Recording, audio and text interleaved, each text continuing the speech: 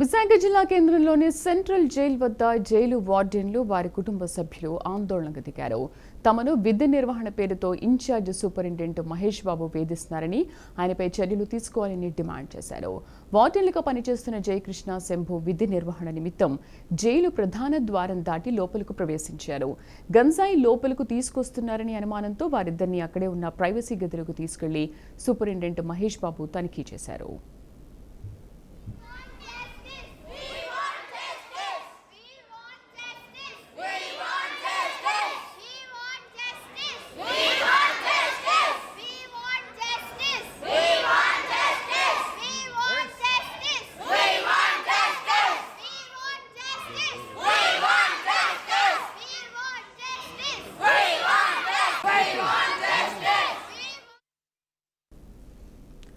ఖైదీల ఎదురుగా దుస్తులు విప్పించి తనిఖీ చేయడంపై వార్డెన్లు అభ్యంతరం వ్యక్తం చేశారు. దీంతో మహేష్ బాబు దురుసుగా ప్రవర్తించడంతో పాటు అసభ్య పదజాలంతో దూషించారు. ఆ విషయాన్ని ఇద్దరు తోటి వార్డెన్లకు చెప్పడంతో అందరూ బయటకొచ్చి ప్రధాన ద్వారం వద్ద ఆందోళనకు దిగారు. ఇన్ఛార్జ్ సూపరింటెండెంట్ విధి నిర్వహణ పేరుతో తమను వేధిస్తున్నారని, అసభ్యంగా మాట్లాడుతున్నారని ఆరోపించారు.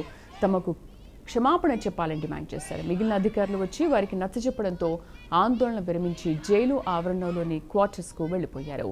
కొంతసేపటి తర్వాత సూపరింటెండెంట్ తనను ఎవరూ ఏమీ చేయలేరని వ్యాఖ్యానించినట్లు తెలుసుకుని వార్డెన్లు తమ కుటుంబ సభ్యులతో కలిసి వచ్చి మళ్లీ జైలు ప్రధాన ద్వారం వద్ద ఆందోళనకు దిగారు.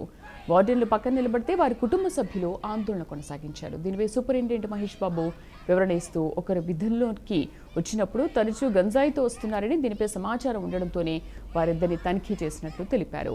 దీనిపై హోంమంత్రి అనిత స్పందించి వెంటనే నివేదిక ఇవ్వాలని ఉన్నతాధికారులను ఆదేశించారు.